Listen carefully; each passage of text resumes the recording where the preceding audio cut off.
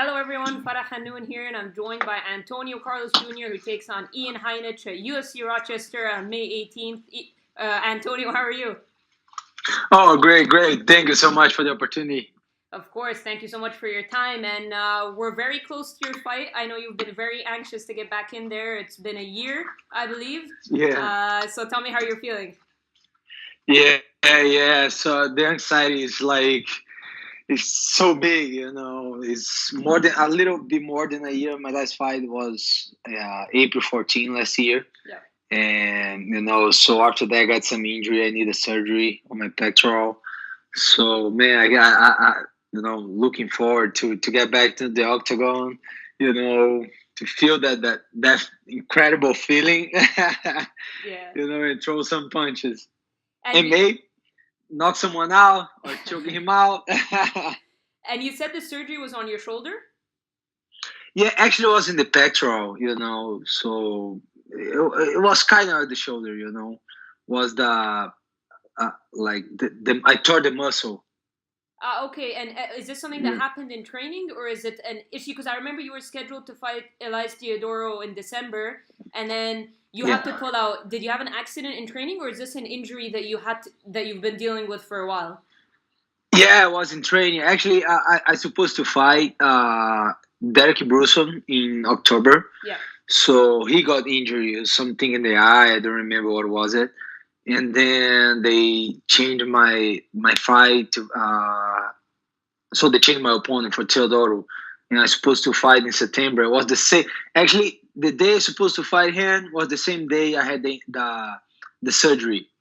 I was training. I tried to take down, and I feel something in my back, but I didn't know it was that hard. What was that serious, And once I got the MRI, we saw it was torn. I needed surgery. That broke me. It was a very hard time.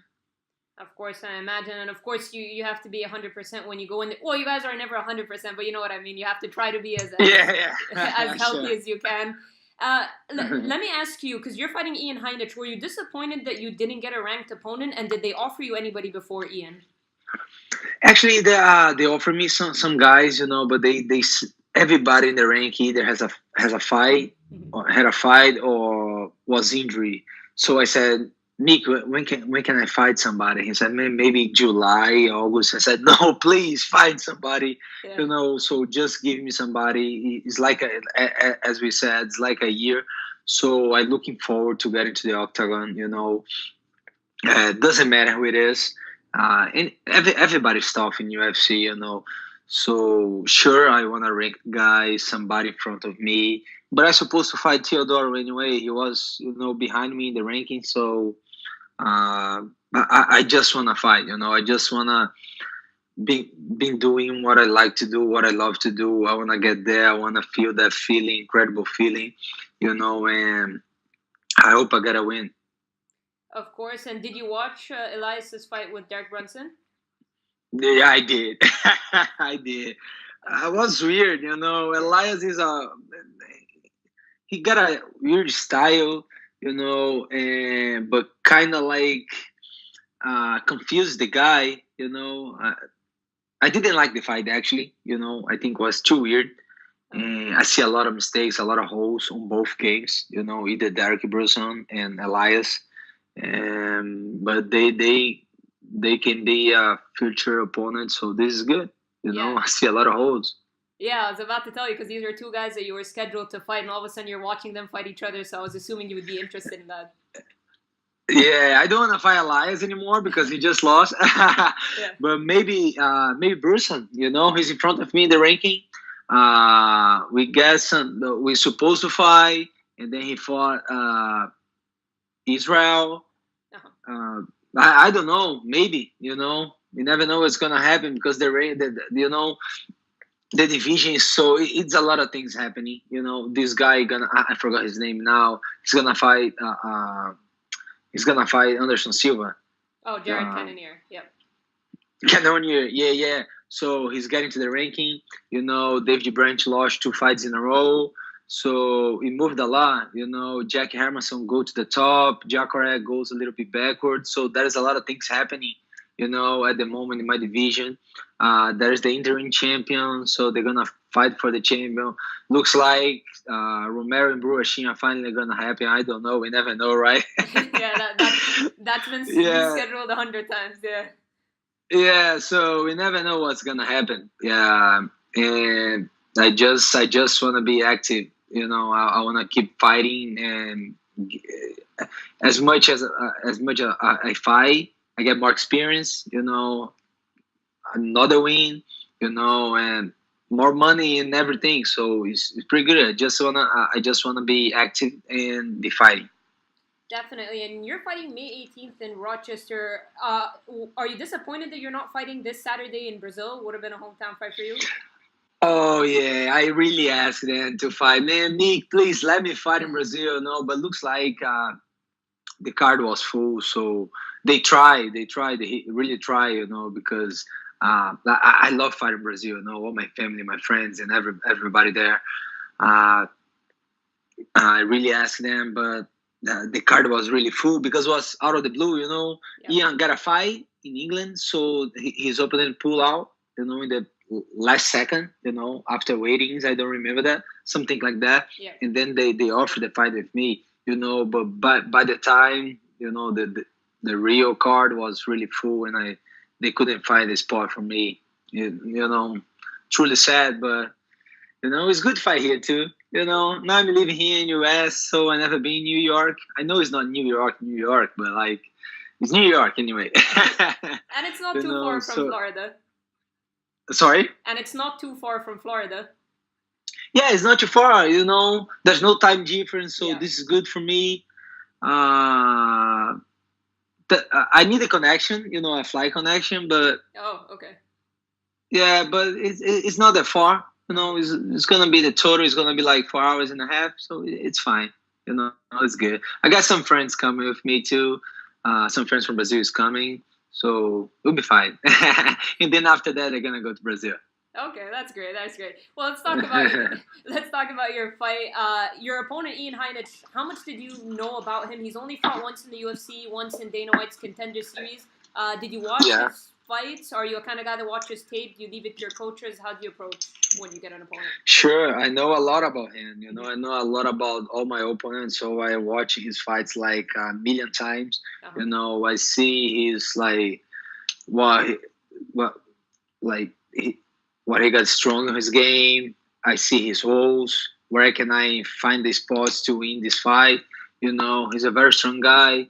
He go forward every time. So the guy who go forward, he always exposed. So it's a good moment to work. But he did a great work, you know, with a veteran like Cesar Mutanchi. Mm-hmm. He did really great. It was a close fight, but he did great, you know. At the Contender Series, I saw the fights. I saw other fights in LFA, you know, out of the UFC. He's doing really good. I see some holes, you know, in spots that I can, you know, I can work to get this win. And Cesar was able to take him down multiple times. Is that a hole you see in his game, especially with your strong grappling and jiu-jitsu credentials? Yeah, for sure. You know, I saw like he's a wrestler, but his takedown defense wasn't, you know, he wasn't defend so well the takedowns, and I think something I might work, you know, to get into my game. You know, jiu-jitsu my game. Jiu-jitsu what I like to do. I feel really comfortable once we're in the floor. You know, I feel comfortable in everything. Like we gotta mix it up. But in the floor, I feel like okay, now I'm the master here. You know, so I always gonna try to take my opponents down because I feel it's a different level. You know, once I'm there, I feel they can follow me. You know, I always one step forward. And his only loss is to Marcus Perez, a guy who's been training with you guys at ATT, right? Did you talk to him at all about like for sure and stuff like that? Yeah, sure. I talked to Cesar Mutanchi and I talked to Marcos Perez. You know, we talked a lot about him. You know, he showed me his fight, what happened. It was by submission, so I see this is maybe an opportunity, you know, for me because this is my strong game. You know, this is where I'm strong, and I really gonna try to work on that. And who have been some of your main training partners for this camp? Oh, I get a lot. I train a lot of boxing with Junior. We always train together. Junior dos Santos. We're big friends. He's my big brother. I train with Johnny, who is a really high level wrestler. He kind of have the same game. I train a lot of some Russian guys who's training here. The PFL champion is Magomedov. He's really good. He's a good wrestling, good takedown defense. He moves so well, and his striking is awesome. King Mo, Steve Mako, man, there's a bunch of guys here. They all really good, and we always trying to support each other. A lot of them has a fight.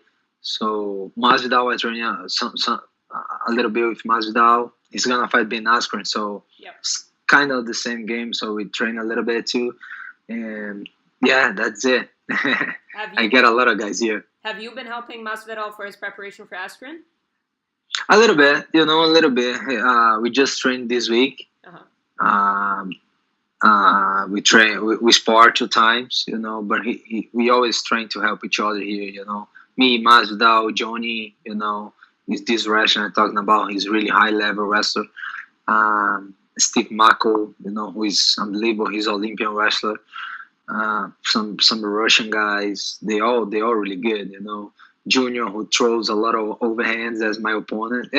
So I got a good team behind me.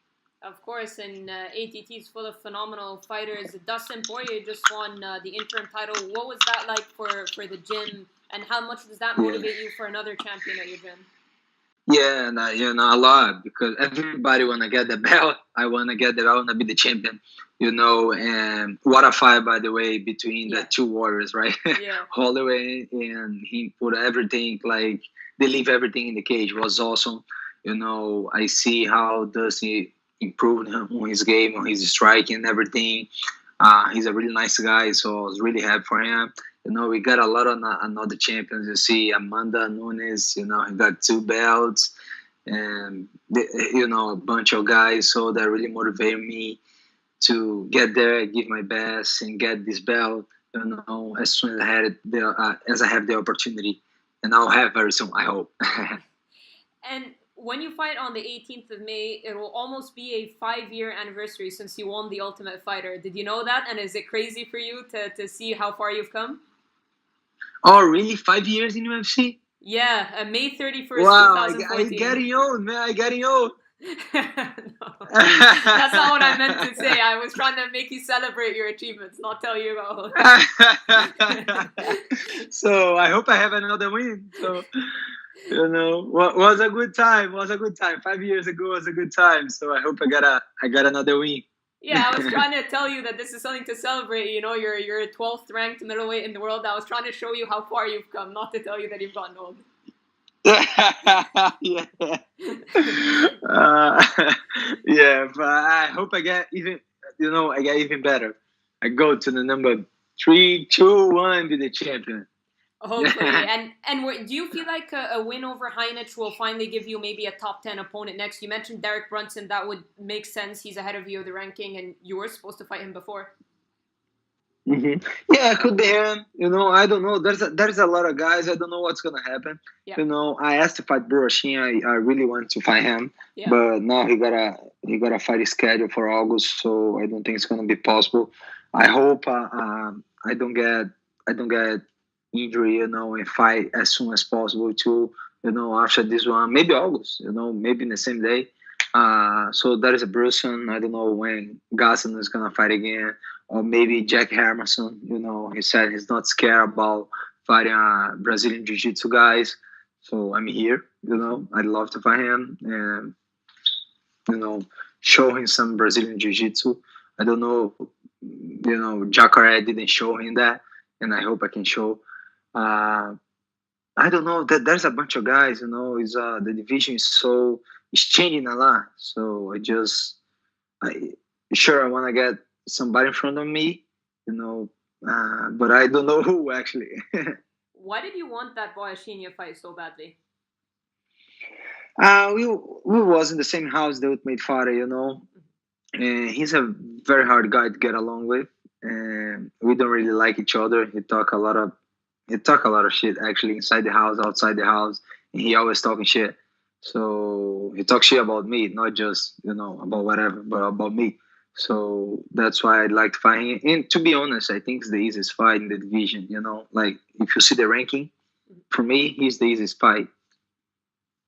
I see. All right, well, a couple more questions before I let you go, and I appreciate your time. Israel Adesanya just beat Calvin Gastelum in the interim title fight. He's supposed to fight Robert Whittaker. We don't know yet. Maybe in the summer. They're saying there might be a pay-per-view in Australia. Who do you think? First of all, did you watch Adesanya Whittaker? What were your thoughts? Adesanya Gastelum. And yeah, I did. Well, the same day as Poirier, yeah. Holloway and Poirier. So I couldn't watch the fight. It was two great fights. Even Poirier with Holloway and Adesanya and Gastelum was pretty good. Was pretty good too. They as I said, they put everything, they leave everything in the cage, and Adesanya deserved it. Was awesome. The fight was awesome, and this guy's really entertaining me. And I hope we can fight soon too. Now he's gonna fight Whittaker, and I'm pretty sure it's gonna be a really good fight because they're both really good. Who do you think wins, Adesanya or Whittaker? It's hard to tell. For me, it's like Adesanya shows a lot. But I think Whittaker is a really tough guy. For me, it's like 50-50. It's kind of hard. They both good strikers. They both fast, and it's hard to tell. 50-50 for me. All right, last one before I let you go. How do you envision your fight with Ian Heinisch going down? Do you have a prediction?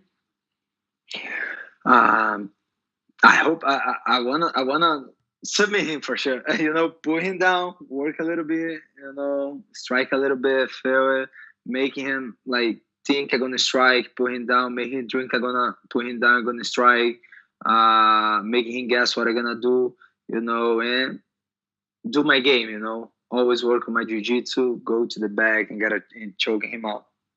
Do you have a round, a prediction for which round you do that? First round. So you're predicting first round submission. First round submission. All right, guys, you can catch Antonio Carlos Jr. on May 18th at UFC Rochester when he takes on Ian Heinisch in the main card on ESPN+. Antonio, thank you so much for your time and best of luck. Thank you so much. I appreciate it, guys.